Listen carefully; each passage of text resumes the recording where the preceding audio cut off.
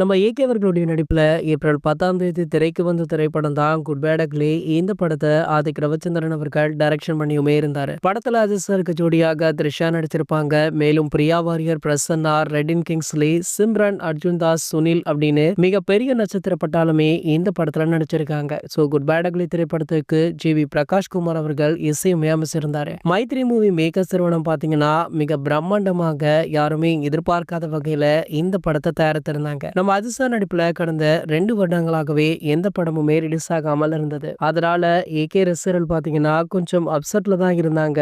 ஆனா இந்த ஆண்டு துவக்கத்திலேயே அஜித் சாருடைய விடாமுயற்சி அதன் பின்பு ஏப்ரல்ல குட் பேட் அக்லி அப்படின்னு 2 திரைப்படங்களை ரிலீஸ் பண்ணிருக்காரு. 2 திரைப்படமுமே ஒரு மிகப்பெரிய வெற்றி படமாக அமைச்சிருக்கு. இந்த நிலையில பாத்தீங்கன்னா தற்போது குட் பேட் அக்லி படம் ரிலீஸ் ஆகி 10 நாட்களுக்கு மேலாகியும் இன்னமுமே பல திரையரங்குகள்ல ஹவுஸ்ஃபுல்லாக ஓடிக்கொண்டிருக்கு. சோ இதனை வைத்தே படம் எவ்வளவு பெரிய வெற்றி பெற்றுள்ளது அப்படின்றத நம்மளால சொல்ல முடியும். இந்த நிலையில இதே காம்போ தான் அடுத்த படம், அதாவது ஏகே 64 படத்திற்குமே இணைய உள்ளதா. சோ ஆதிக் ரவிச்சந்திரன் அவர்கள் தான் அஜித் சாருடைய அடுத்த திரைப்படத்தையுமே இயக்க உள்ளார் அப்படின்ற தகவல் வைரலுமே ஆச்சு. இதனடுத்து தற்போது கிட்டத்தட்ட இந்த தகவல் உறுதிதான் அப்படின்னு ஏகே தரப்புல இருந்தே வெளியாகி இருக்கா. ஆகையால இதனுடைய படப்பிடிப்பு இன்னும் 3 அல்லது 4 மாதங்கள்ல ஸ்டார்ட் ஆகும். சோ தற்போது பாத்தீங்கன்னா நம்ம அஜித் சார் வெளிநாடுகள்ல கார் ரேஸ்ல இருக்காரு. சோ அவர் அதை முடித்து விட்டு வந்த பிறகுதான் இந்த படத்துடைய படப்பிடிப்பை படக்குழு ஸ்டார்ட் பண்ணுவாங்க. இது போன்ற சினிமா செய்திகளை பத்தி நீங்க உடனே தெரிஞ்சுக்க நம்மளுடைய